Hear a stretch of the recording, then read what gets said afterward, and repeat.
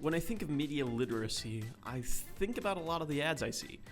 Some are plain and simple, like Old Spice. Power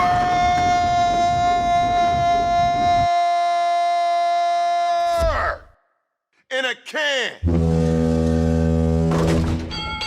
Power. Okay, that is a relative example of simple, as opposed to something like this, where they're trying to use sex to sell ketchup. Because nothing says, let me put some ketchup on your proverbial wiener than sexy ketchup ads. Ads, for the most part, are effective. Even when they're horrible, they stick in your head. And while that isn't the main goal, it's still a goal to get you to remember them. The main goal, of course, is to sell you something. Now, a lot of the ads I see are in video form, and they catch the attention well. But for ads that are one picture and nothing more, it's a bit of an odd take for the marketing team, I'm sure. Especially for billboards, because that shit is a one-stop shop and nothing more. You see them driving down a highway, and most times you feel as though you should ignore them because you're driving. But every now and then you get a glimpse of one that is just superb, maybe in all the wrong ways.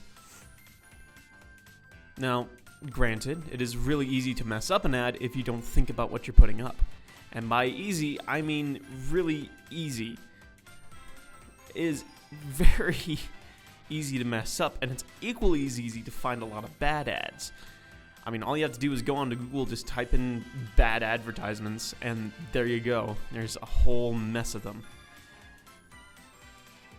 But oddly, I find that the ones that are bad seem to stick in the heads of many more. For example, hey, wait! Guys, wait! Wait! I'll never learn to ride a bike. Or get cooties. I'll never learn to fly. Or travel the world with my best friend. And I won't ever get married. I couldn't grow up because I died from an accident. during last year's Super Bowl, I cannot tell you how many times people were talking about the Nationwide ad about the child who died and how it was your fault, but it's stuck in the heads of many. Besides that, the only ones that could be remembered are probably that one Fiat commercial where a Viagra pill made a Fiat larger.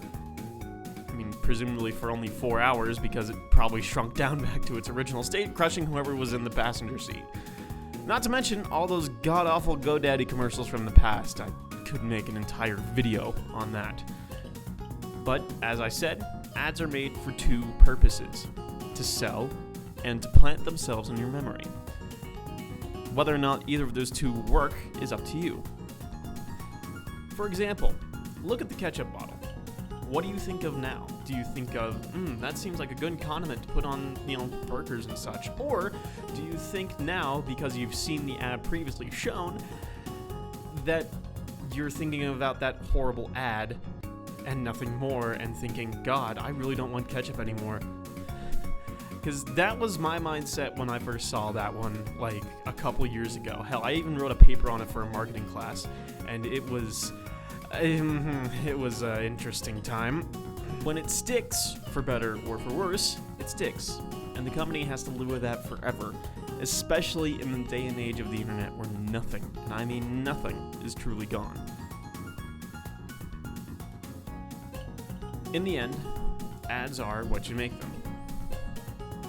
And unfortunately, most of the time, everyone agrees that there are some bad ads, and sometimes your ad is terrible. But it also can work in your favor if it's really good. Doritos seems to have a pretty good campaign for that, considering all of the user-created Super Bowl ads for them that they've had. A lot of them are successful, even the ones that don't make it. And we are done. It's time for us to enjoy our delicious Doritos. I made gold again! What am I gonna do with all this gold? I'm sad that one didn't make it. I love that one too, it's so good. Also, just look at this billboard that says nothing more than ugly children and has mediocre children on it. I want a refund. That is false advertising. Those aren't ugly, those are just mediocre.